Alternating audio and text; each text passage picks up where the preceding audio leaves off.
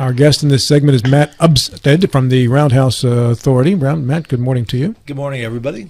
Got a chance to catch up with you at the home show this past weekend. Very nice, yes. I'm told by the mayor and Home Builders Association, I guess he's the executive officer. Yep.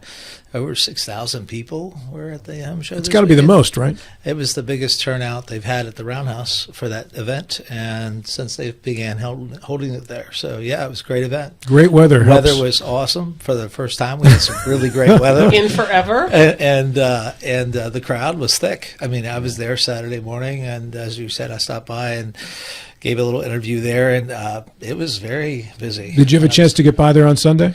I did toward the end. I was there right at the end. Which was the bigger crowd, do you think? Definitely Saturday, for sure. Yeah, right. Definitely. Well, that was the first time I walked into there without mud being involved, either frozen or actively wet and gooey. So it was a pleasure to have a nice day of weather. Yes, when the weather is ideal there, it's a picturesque place. It's a really memorable experience.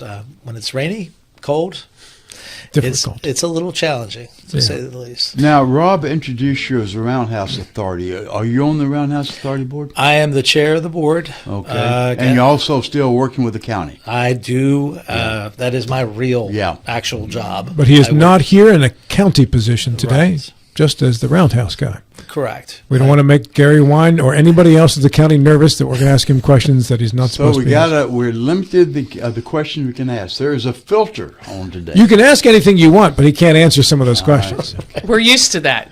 Yes. Not with the county, but with some other entities. It does sound so. Again, you can ask anything you want about the county. He just He'll most just likely ignore me. can't He'll answer. give me that famous Matt Umstead grin and just looks the other way. But as a formerly intrepid reporter, he might not respect you if you don't try to at least ask some county question. And he was good. I frequently reflect back upon when Matt and Naomi Smoot was the reporters, and they were bulldogs. They really were. There's any issue that was mentioned in the county commission, you can rest assured they would stay on you until they had the answers. Well, that's very kind, Bill. Well, it was very true too. So it's good. Yeah, you received many compliments about your former career. Thanks to editors like Maria Lawrenson and Will Daly and some other folks. You got your start. Kind of learned the tricks Journal. of the trade That's from right. some great people. And at the Lawrenson abode, we were talking about Lake Thomas being a border of our property. And if I may, Matt actually, when he started his career, was an intern for the Journal. I don't even remember the year. Tell me the year. 1998. And Matt was a WVU student and needed a place to stay for the summer. And we had plenty of bedrooms. So nice. With our young family, Matt knows Will Lawrenson from way back and Larry. Very much so. Yep. He stayed with us for a summer, and I didn't know that was an option, or else I'd have bunked in a long time. That's right. Anyway, that's awesome. Yeah. So it was fun times. It was very memorable. Just excited to know that's an option now. The B&B at Maria's house there too. There you go. Now you can promote that. I can talk about stop in there, get a snack, stay a couple nights. Yeah, there you go. Let's talk Roundhouse here, Mr. Umstead. How much progress since you became a member of, and then of course the chair of it, have you made at the Roundhouse in terms of repairs, improvements, and getting it to the next level? Well, we're actually substantially complete our latest improvement to the Roundhouse with replacement of 23 windows. We just replaced those windows just before the home show, actually. That followed a project of gutter and spouting for the entire West Roundhouse building as well. We're actually going to paint the windows, that the entire clerestory windows in the dome before June 30th, and that project will then be fully complete. So those two projects were really substantial for the Roundhouse. Just that building. Mm-hmm. There's obviously, if you're familiar, if you're not familiar, there's 3 actual primary buildings on the site, and there's actually been some ongoing projects in the adjoining building to the West Roundhouse, which is called the Bridge and Machine Shop. And is that the long rectangular one? It's the long rectangular, and it's 2-story. And there's an elevator and steps complex now on the back side of that, now complete as well in the last 2 years. And it's 99.99% complete. We're just they're addressing a punch list item.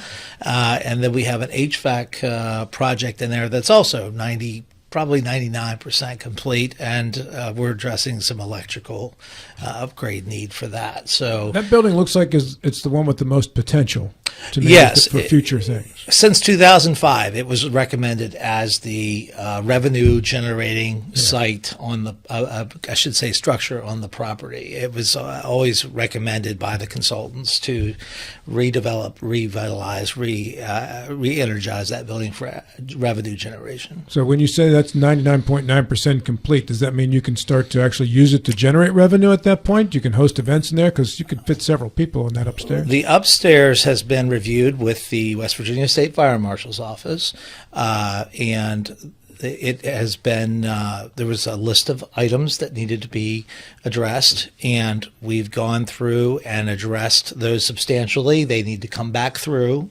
and do a check to say, okay, yes, you've checked all the boxes we've said you need to check.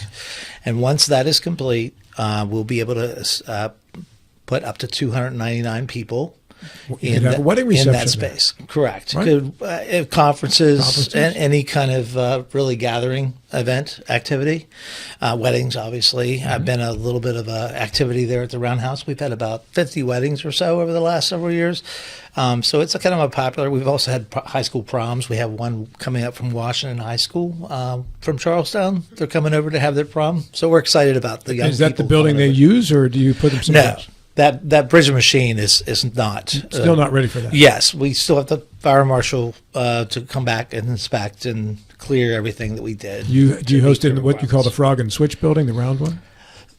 Excuse me? Is that the Frog and Switch building? Is that the round one? No, the West Roundhouse is the Roundhouse. Yeah, and that's the round. What's the Frog and Switch? The Frog and Switch is the building that is on the other side of the Roundhouse. It's on the south side, closest to the pedestrian bridge that crosses the track. Not attached? It is attached. It is attached. It's Okay, the one attached. That's the confusion then. Yes, the Frog and Switch is where the blacksmith shop is, and it's a gravel floor.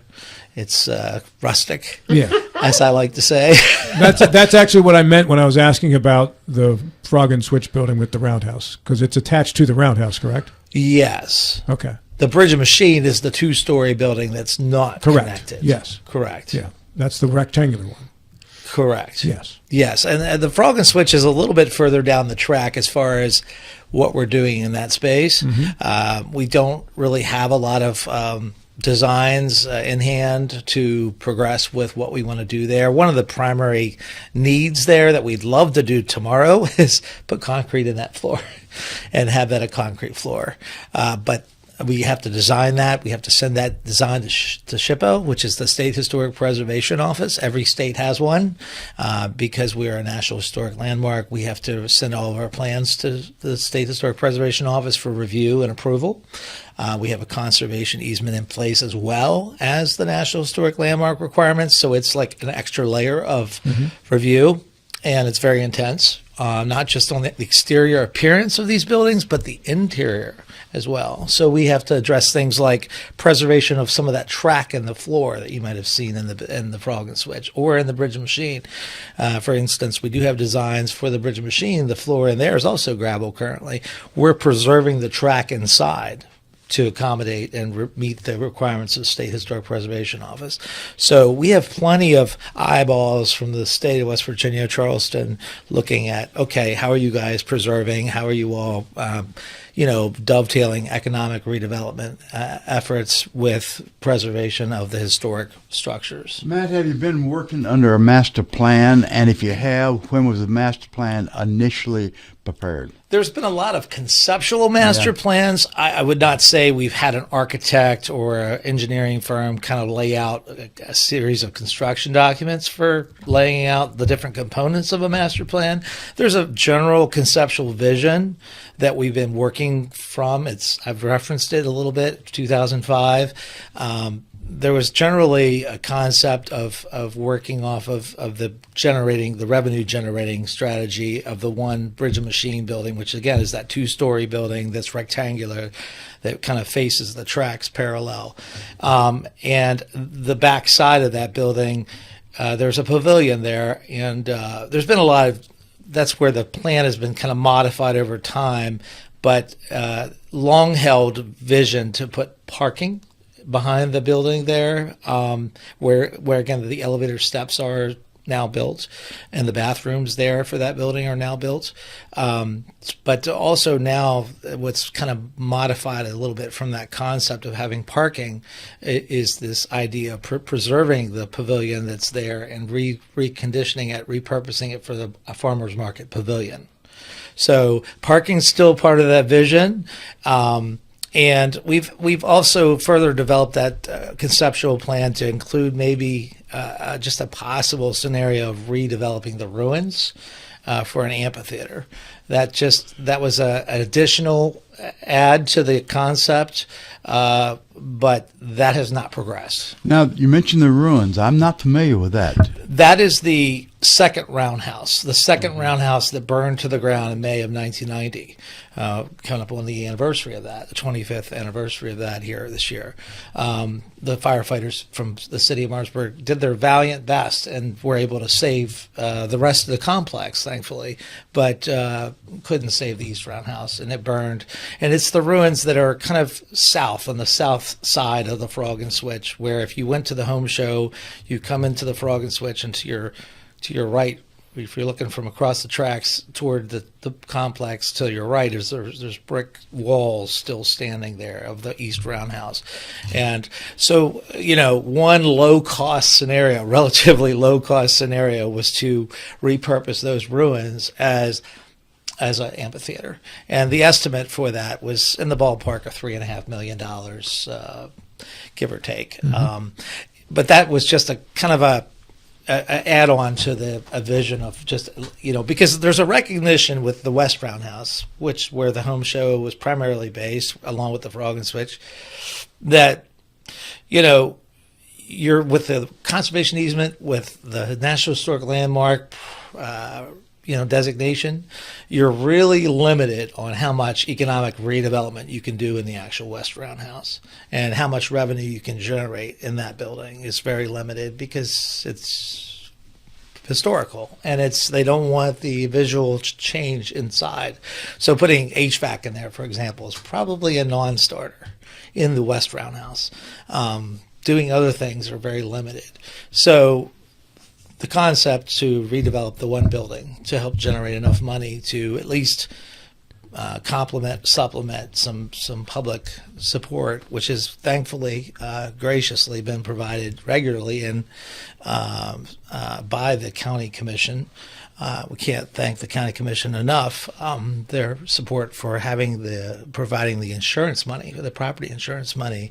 If without that, there would be no home show. What is all that total, Matt, as contribution? The premium for last year, the current fiscal year for the premium was $29,000 and some change. Is that an increase over the previous year? Yes, it continues to go up. It went from $14,000 roughly just 2 years ago to $28,000, and then it went up to $29,000. And the buildings are priceless, so the insurance just keeps adding on. And now this coming year, it's projected to be almost $35,000. Is that the same insurance that the county? Yes, has we themselves? worked through them. We were able to work a separate premium with them on our own, but the county commission does allocate us. We pay the bill. Does the authority pays the city also allocate money toward you? They have not. They have not allocated operating revenue. They've been a great partner with projects and matching grants. They provided matching funds towards some construction projects, but they have not allocated operating revenues toward utilities or. And the county provides operating revenue as well as the insurance premiums? Just the insurance premium is what they've approved this year.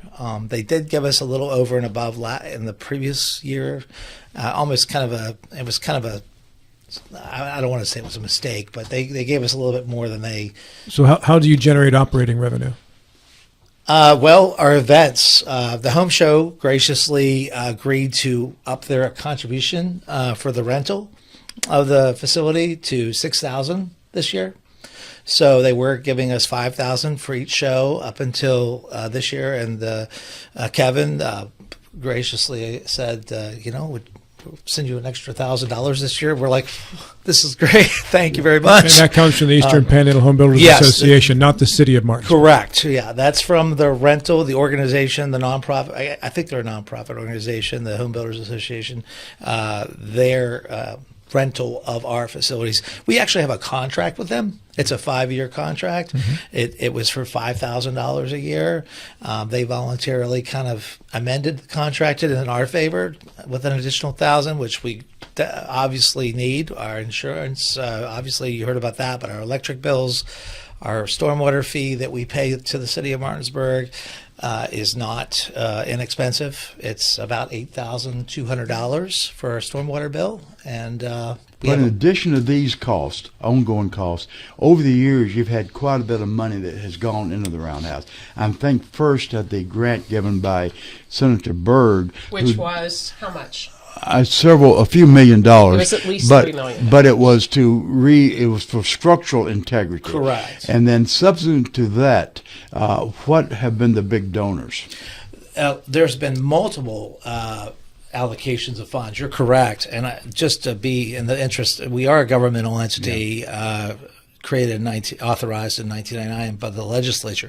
Altogether, the allocations of revenue from primarily federal sources they exceed more than $8 million prior to me being the chair.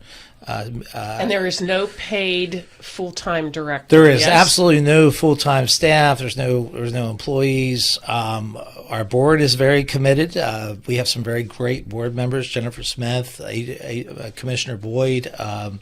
Lots of we have 3 appointees from the city of Martinsburg: Halima Wanamaker. I don't want to sing them all out. Justin Byrd, Kathy Amores.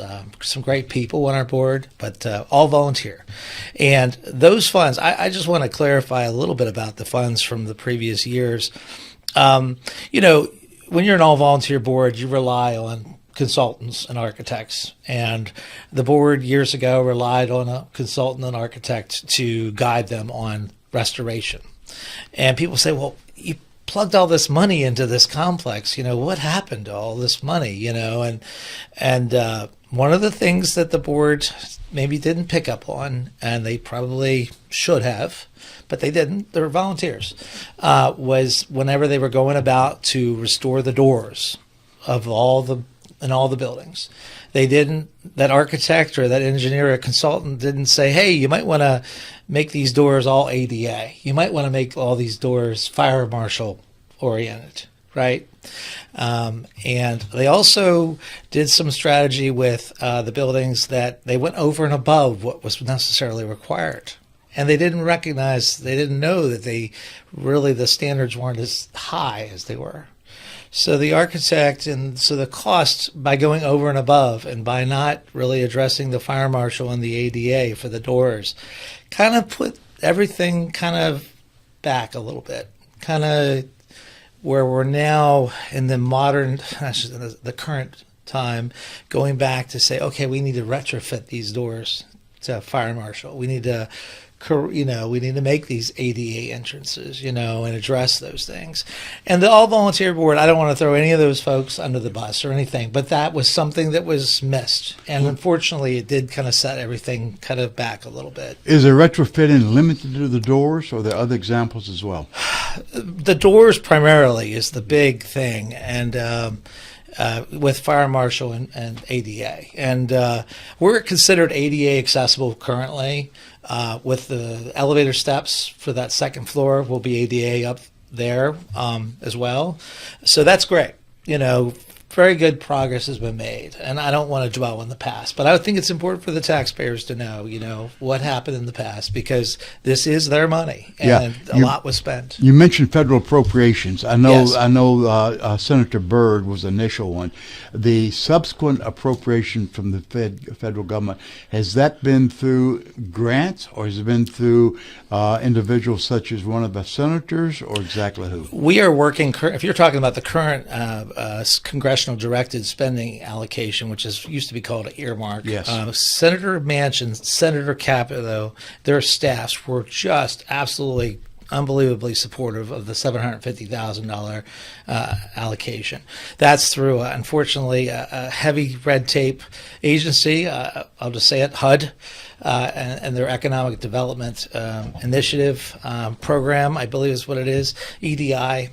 And we're working through the steps of expending those funds. We're in the early stages of that. We've just advertised and scored some submissions for qualifications from architect engineering firms to move forward with getting our building that's anticipated to generate revenue for us fully completed. Maria. What about people who say this is a boondoggle? It's been going on for 25. I wrote the editorials. I wrote the columns. I was down there, looking through the windows, and certainly have watched the progress. However, I don't think people understand, number one, the expansiveness of such a project, and number two, what the cost would be. What do you say to people who say this is a total waste of money, we're not doing anything here that's worthy of the development of the city, the county, a historical building? Architecture defines who you are as a community. It is a skyline-defining building. It is the reason Martinsburg is Martinsburg today. The railroad built Martinsburg into what it is today. There's no question about it. And it is really, when people see advertisements and see things about Martinsburg, one of the most prominent things that ends up being painted on a wall in a hotel. On a postcard. Is the roundhouse. And is the roundhouse. And it is a treasure. It really, truly is a treasure. And there was a program, and I think it's still going, Saving America's Treasures. There was an allocation of funds from that program at the federal level, and it truly is one of America's treasures. It is, according to the historical architects, that it is the last and only remaining cast iron, fully enclosed roundhouse in the world. And it's the oldest of its kind, fully enclosed in the United States. So it truly is a treasure. And yeah, is it going to be fully self-sustainable in the future? Maybe not. Maybe never. I think when it comes to historical sites, you're always going to have some public supplemental support coming in. About 10 seconds, Matt. Time to wrap it up. RoundhouseWV.com if you want to know all of our events coming up. RoundhouseWV.com or our Facebook page. We do have Heritage and Rail Fest events coming up in May 10th, May 16th. So check it out. Good job. Thanks, man. Thank you. Matt Umstead. Thank you.